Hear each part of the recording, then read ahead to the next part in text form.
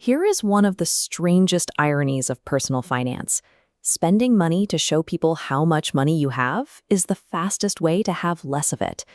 Modern capitalism is incredibly efficient at doing two things at once. It is a machine for generating wealth, but it is equally exceptional at manufacturing the envy required to spend it. When people ruin themselves financially, it rarely happens because they couldn't calculate compound interest on a spreadsheet. The culprit is biological. Our limbic system, the part of our brain responsible for emotions and social survival, craves validation, and it will easily override our rational logic to get it. Because of this wiring, the people making the loudest displays of success are often standing on the most fragile foundations.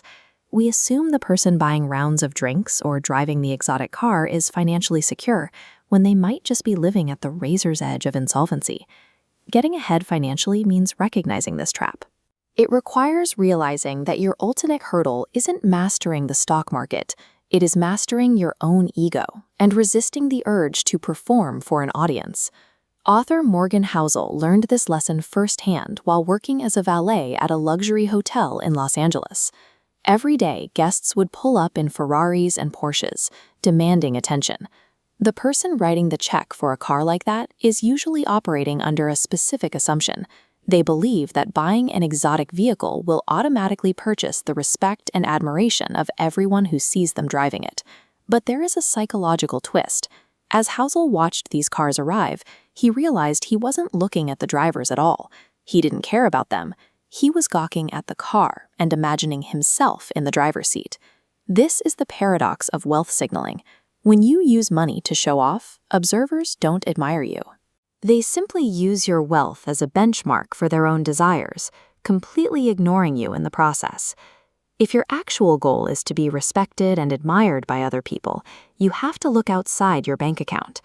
Humility, kindness, and empathy will yield a far higher return on investment than horsepower and chrome. This brings us to a critical distinction. Rich is your current, visible income. It's the flashy lifestyle and the desperate need to be seen. Singer Rihanna actually nearly went bankrupt after overspending.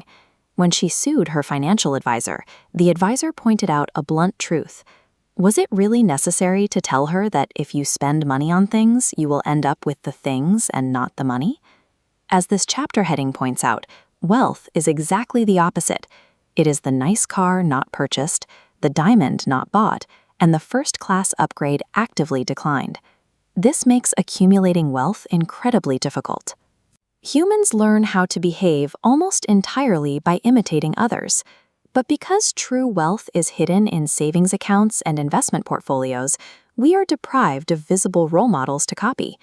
When you peel back the math, your savings rate is really just the gap between your income and your ego.